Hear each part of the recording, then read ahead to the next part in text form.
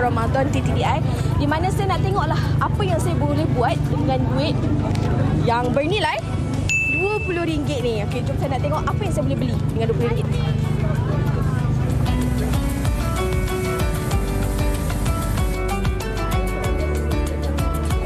Okay, first kita nak beli kuih. 100 berapa ni Kak? Satu RM4. Ambil satu Kak. Saya beli kuih seri muka dengan harga RM4.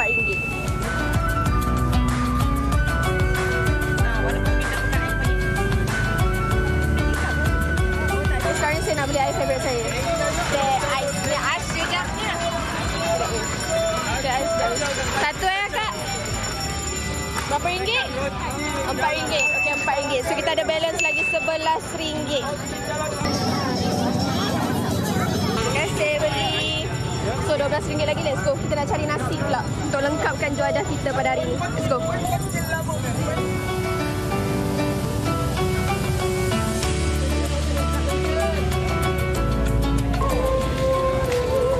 Saya rasa ini adalah juadah terakhir saya. Kita pun ada RM12 je lagi. Jomlah kita nak beli nasi lemak ayam berempah. Bang, satu bang nasi lemak ayam berempah berapa ni? RM9. RM9 Memang kita ada balance RM3 memang ngam-ngam je.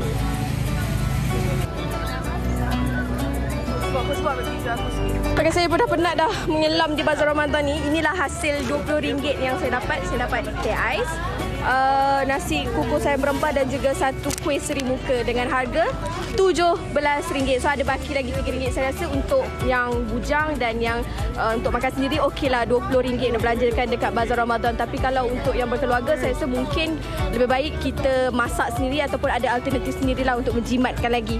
Saya nak tanya juga pendapat orang ramai, berapa banyakkah bajet yang mereka keluarkan untuk belanja di Bazar Ramadan?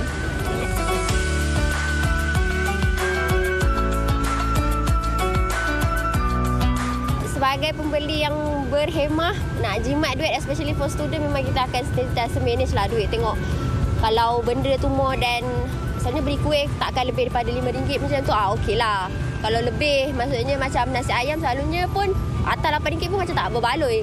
Sebab kita boleh masak sendiri kan kat rumah. Kalau kita beli shopping sendiri, kita masak sendiri lagi murah. So kebiasaan saya akan spend depend pada makanan saya nak beli. So mostly dalam 20 ke 25. Since kat rumah kita dah ada yang dah masak, so kita akan spend around RM10 ke bawah untuk kita beli juadah-juadah yang ringan. RM10-15 macam tu lah. And then kadang-kadang saya beli nasi ayam, okay, and then nasi belau, okay, and then saya pandai-pandai bajet lah.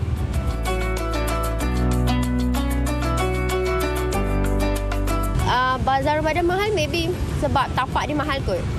Tapi selalunya kita datang lah dekat TTDI ni tak mahal sangat pun. Biasa je harga dia. Pada pandangan saya tak mahal sebab memang harga memang macam tu dah. Sebab banyak kenaikan kos kan. So peniaga pun terpaksa lah naikkan harga untuk tampung dia punya pembelanjaan. Mahal tu mungkin disebabkan kenaikan harga barang. Tapi tengoklah, kalau pandai membeli, pandailah kita spend. Bagi saya depends kat dia orang lah. Apa dia orang pilih. So kalau dia orang terlebih membeli, so benda tu jadi mahal lah. Baik, saya suka dengan eksperimen sosial ni sebab apabila dibawakan kepada satu nilai RM20, memang itu saja yang perlu dibelanjakan. Cumanya kadang-kadang mungkin kita ni bawa satu nilai, tetapi bila sampai kat sana lain pula perancangannya. Dari sudut kewangan ni doktor, sebelum bulan Ramadan mungkin perbelanjaan kita sarapan, makan tengah hari dan juga makan malam. Itu mungkin boleh di-convert kan kepada perbelanjaan ketika di Bazar Ramadan. Kita ambil balik nilai-nilai itu sepatutnya ke Bazar Ramadan, doktor. Kalau saya tanya saya tak setujulah. Okay. Kan? Bagi saya sebab kita tengok bulan Ramadan ni, tujuan ni adalah untuk kita menahan diri. Menahan diri kita daripada nafsu makan, bercakap benda-benda yang tak bermanfaat dan sebagainya. So, apa kata kalau kita gunakan bulan Ramadan ni sebagai bulan mentarbiahkan diri kita untuk supaya kita dapat merancang kewangan kita dengan lebih baik kan pada bulan-bulan yang akan datang. So, kalau kita bawa habit kita, contohnya sebelum ni kita belanja breakfast, makan sarapan, makan tengah hari, makan malam, kos mungkin dalam sehari tu mungkin RM50 misalnya. Okay, contoh. Agar kita nak bawa RM50, okey, RM50 ni balas dendam dekat bulan Ramadan ni pun kita nak juga spend RM50. Bagi saya tidak ada manfaat bagi saya suka gunakan bulan Ramadan ni sebagai cara untuk kita mendidik diri kita supaya kita dapat berhemah ketika kita berbelanja apabila kita kita pergi keluar ke mana-mana lah. Contohnya makan di luar. So, saya sukalah tips tadi yang dikongsikan bawa RM20. Dulu pun saya, macam tu juga? Macam tu jugalah dulu kan, bila saya bawa RM50. Sebab saya dah ada family. Kalau single, okeylah RM20. Tapi dah ada isteri, dah ada anak kan. So, mungkin RM20 tak cukup. Tapi saya bawa RM50, saya gunakan duit itu untuk beli. Dan benda ni pun yang saya amalkan, contohnya nak beli barang-barang dapur. Pun sama juga. Beli barang dapur pun saya bawa cash. Berapa banyak yang saya ada, itu saja yang saya belanjakan. Kalau kita buat benda ni secara konsisten, insya-Allah kita dapat mengawal kewangan kita secara total. Secara menyeluruh. Dan mendidik jugalah untuk kita berbelanja seadanya lah ya. Seadanya. Tidak selebihnya. Sebab kadang-kadang bila kita pergi bazar tu, sebab doktor ni dah difahamkan dah 3 tahun tak ke bazar Ramadan ni kerana faktor-faktor sebegitulah. Faktor yang nak membantu peniaga. Kadang-kadang kita nampak tak ramai orang, kita beli padahal kita tak perlukan pun benda tu. Okey doktor, mungkin ada yang tertanya juga, kenapa nak dibazirkan ataupun kenapa nak berbelanja di bazar Ramadan? Kan boleh masak sendiri, lebih jimat apa semua. Tapi kepada mereka yang mungkin tak ada option tersebut, pilihan tersebut, hanya bazar Ramadan sajalah tempat untuk mencari juadah ketika berbuka. Mungkin hidup seorang, kerja tak sempat. Apa tipsnya sepanjang 30 hari ni? Okey, 10 dah lepas, lagi 20 hari inilah. Untuk kawal perbelanjaan tu, sehari minimanya berapa ke? Ataupun ada hari-hari yang boleh lebih sikit, ada hari yang boleh lebih kurang ke? Macam mana? Bagi saya kalau nak setkan limit, contohnya kalau kita set sehari RM30 ataupun RM20 pun boleh. Tetapi kita kena lihat keadaan. Sebab RM20 mungkin tak sesuai untuk semua orang. Mungkin ada family mungkin RM20 tak cukup. So apa yang tips yang saya lebih suka gunakan adalah jangan membazir.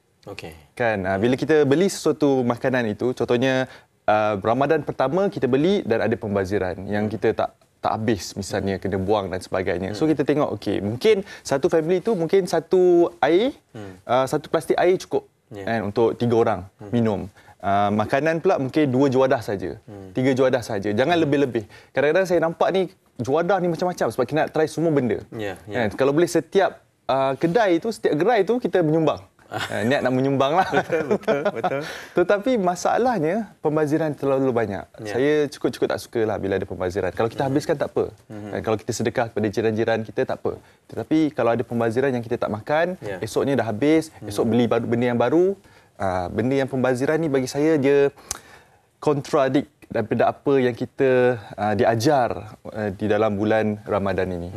Kalau kita gabungkan kepada elemen-elemen tersebut lah ya, mungkin tradisi kita, masyarakat kita nak meraihkan bulan Ramadan ni dengan bazar Ramadan, tapi dalam sama juga agama Islam mengajar kepada perkara yang lain. Saya setuju juga kepada apa yang doktor kongsikan tadi doktor, tapi mungkin kepada keluarga ni kadang-kadang kita kalah kepada benda-benda yang macam tu. Kan kita mungkin kuat sebagai ibu dan juga bapa untuk ada kawal perbelanjaan tersebut. Bawa yang si kecil ini sebab mereka, kita nak raikan mereka berpuasa. Cakap, ayah nak makan ni semua nak beli ni. Itu mungkin ada juga tips untuk mengatur kewangan sebab mereka mungkin belum lagi ke tahap untuk mengatur kewangan tu. Macam mana tu sebenarnya? Ini susah sikit nak jawab ni sebab saya pun ada 3 orang anak. Sebagai seorang ayah juga kan. Okey, paling senang jangan bawa mereka lah. Itu paling jangan senang bawa lah. terus. Okay. Senang, habis. Kan? Faham. Mereka duduk kat rumah, habis. Mudah betul ni. Tak payah ikut. Tapi kalau kita nak bawa anak kita, nak mengajar mereka tentang bulan Ramadan, berpuasa, bazar Ramadan dan sebagainya, apa yang saya biasanya buat untuk anak-anak saya ni, saya bagi mereka duit. So saya bagi mereka, dah RM5. Belilah apa, tapi RM5. So mereka akan pergi nak beli ni, nak beli tu, nak beli ni, tapi ada RM5 saja. So itu yang akan membuatkan mereka berfikir untuk beli apa yang mereka betul-betul nak. So dengan cara itu, maksudnya saya dapat menjaga kewangan saya dan dalam masa yang sama saya mengajar ataupun melatih anak saya ni untuk cakna dari segi berbelanja itu. Bukan ni untuk beli semua. Kalau mereka nak sesuatu benda itu tetapi duit dah tidak ada, saya akan cakap, okey, esok datang lagi. Okey, dan boleh terima anak-anak boleh zaman sekarang ni boleh macam tu. Kita bagi mereka duit. Biar mereka kebanyakannya yang ada kebanyakannya mereka kita akan cakap, beli apa-apa. Jadi kita yang akan bayar. Betul. Tapi mereka tak merasai duit tersebut. Bila kita bagi duit kat mereka, bukan ni kita nak menghalang. Kita bagi duit tu, RM5. Dia dapat pegang RM5 tu. So belilah dengan apa yang mereka ada, dengan nilai RM5 tu saja. Seperti apa yang dah ditunjukkan tadi lah. Kan? So RM20. So mereka kadang-kadang apa yang mereka nak, benda ni kita kena latih mereka daripada usia yang muda supaya bila mereka besar nanti mereka akan nampak, saya ada bajet kita nak melatih mereka tentang budgeting. Ya. Okey, baik. Merancang kewangan di usia muda. Menariklah. Saya ambil teruslah nasihat ni secara direct ni. Sebab saya pun kadang-kadang macam tu, beli je tak apa nanti kita bayar apa semua. Nak okey kita yang bayar. Okey, baik. Mungkin terakhirnya sebab saya melihat isu ini kepada pembaziran. Doktor juga tadi ada tegur juga dan kalau diperhatikan setakat 10 Ramadan sebelum ini lebih daripada beberapa ratus ribu kilogram makanan telah pun dibazirkan. Itu baru 10 hari yang pertama lah. Dan apabila pembaziran itu berlaku, bermaksud kewangannya juga, dari sudut nilai mata wangnya juga terbazir lah. Itu baru yang tidak dibeli. Belum termasuk yang dah dibeli ni, Doktor. Mungkin keseimbangan antara peniaga dan juga pembeli ni dalam memastikan bahawa tiada pembaziran dari sudut itu juga, Doktor, nasihatnya. Nasihat saya kepada pembeli, kita beli ukur baju di badan sendirilah. Kita beli apa yang kita boleh habiskan. Kan? Jangan beli berlebih-lebihan. Dari segi nasihat untuk peniaga pula, bagi saya itu perniagaan.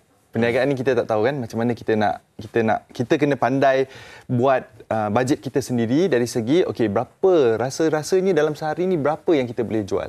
Misalnya. Sebab kebanyakannya bila orang tak membeli itu daripada peniaga ini, itu yang menjadi pembaziran tu sampai beratus ribu kilogram masya-Allah.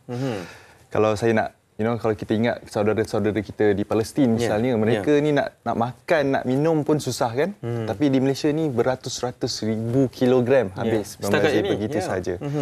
Saya memang tak sukalah pembaziran. Itu satu benda prinsip yang saya tanam daripada kecil lagi. Mak ayah saya memang nasihatkan saya jangan membazir. Sebab bila kita membazir ni rezeki, macam mana Allah nak turunkan rezeki itu? Kalau kita sentiasa membazir, kita tak boleh nak jaga rezeki yang Allah bagi ni, kita tak boleh nak jaga.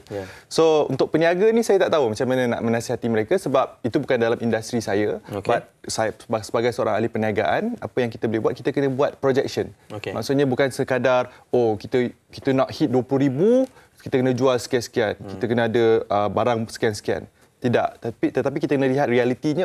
Zaman sekarang ni orang dah bijak. Orang pilih nak beli apa. Betul tak? Zaman sekarang ni. Dan tengok juga contohnya nasihat-nasihat kewangan yang diberikan juga, mereka hanya ada limit amount of money yang mereka boleh belanjakan. So sebagai seorang peniaga kita kena tengok, and then buat projection. Kalau sold out lebih baik daripada membazir. Ada pembaziran berlaku. Doktor, terima kasih banyak. Banyak nasihat sebenarnya yang boleh guna pakai kepada realiti keluarga dan juga orang bujang lah pada ketika ini. Cashless tidak bermaksud kita boleh berbelanja sesuka hati. Boleh juga disetkan limit kepada aplikasi tersebut. Itu sedikit tips yang kami kongsikan di soal wang pada hari ini untuk kawal belanja di Bazar Ramadan.